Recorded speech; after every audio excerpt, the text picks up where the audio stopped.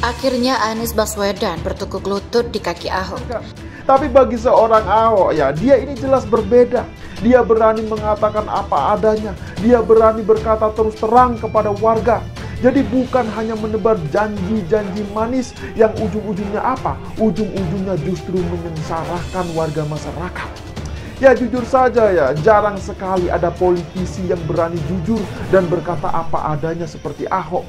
Ya ibarat seorang perempuan, Ahok ini cantiknya alami, bukan cantik karena make up atau polesan.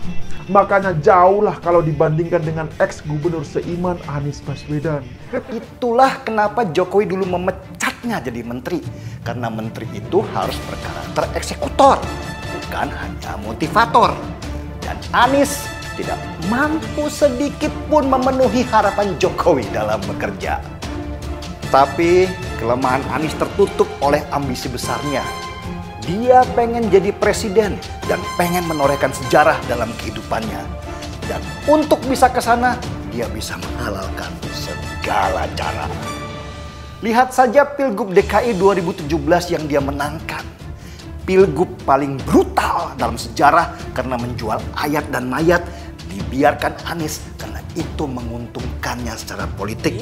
Masalah Anies Baswedan terkait politik identitas itu coba diselesaikan dengan Ahok. Karena Ahok lah satu-satunya korban, bukan satu-satunya, yang paling menjadi korban dari politik identitas tahun 2017. Karena dosa sosial seorang Anies ini mustahil untuk dihilangkan dengan kata-kata atau narasi. Gak bisa gitu.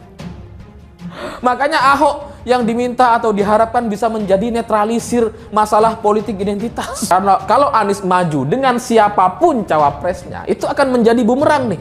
Politik identitas akan menyerang Anies Baswedan balik gitu.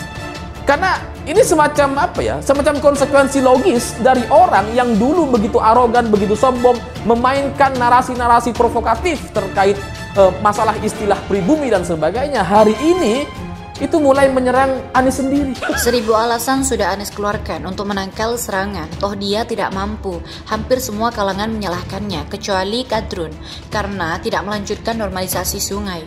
Sebab menurut perhitungan para ahli, normalisasi adalah solusi paling ampuh mengantisipasi banjir Jakarta yang saban tahun mendapatkan kiriman air berlimpah dari hulu.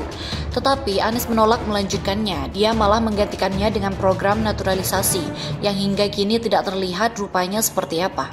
Yang bahkan yang rakyat biasa sekalipun menganggap program itu tidak akan mungkin dilaksanakan di Jakarta yang wilayahnya sangat terbatas. Tepat seperti Ahok yang katanya bahwa pasti Anies akan melakukan hal yang sama seperti yang Ahok lakukan. Dia terpaksa melakukan itu karena tak ada cara lain yang lebih praktis dan efektif untuk mengatasi banjir Jakarta. Setelah mengalami berbagai macam manuver kebodohan dan kebohongan, Anies akhirnya harus mengakui bahwa dia harus menormalisasikan kali-kali di Jakarta. Dan dia akhirnya mendukung program pusat yang sama dengan program Ahok dulu untuk melakukan normalisasi. Dia juga akhirnya mengakui bahwa pompa air yang sangat efektif menangani banjir. Air semakin cepat surut dan aktivitas warga dapat berjalan seperti sedia kala. Meskipun masih berusaha menghindar, dia harus mendukung pusat untuk melakukan normalisasi. Memang tugasnya hanya pembebasan lahan, tetapi itu adalah kunci normalisasi dapat dilakukan. Itu pun dia masih berusaha mengaburkan ketundukannya pada normalisasi dengan menyebut mendukung. Dia mengalihkan persoalan pada konflik antara Pemprov DKI Jakarta. Dia tidak sadar hanya karena kebebalan hatinya.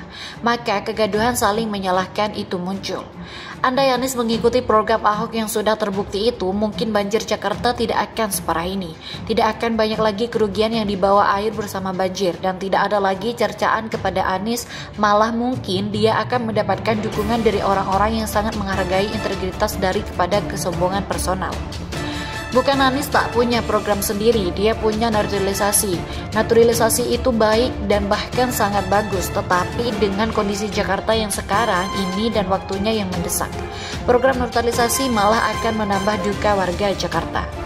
Kalau toh akhirnya Anies harus melakukan normalisasi, kalau Anies tetap akan melakukan regulasi, dan kalau Anies harus ikut sunatullah seperti Ahok, Apakah tidak pantas Anies disebut pada akhirnya bertekuk lutut di kaki Ahok? Anies pada akhirnya harus mengamini solusi atasi banjir dari Ahok.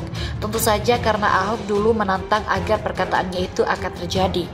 Anies akan mengikuti setiap jejak Ahok kecuali soal kasar dan ceplas-ceplosnya. Mungkin Anies tidak sanggup ikuti karena dia sang penata kata. Tidak mudah loh harus mengikuti program yang orang sudah dikalahkan, apalagi tidak ada kebaruan yang dibawanya.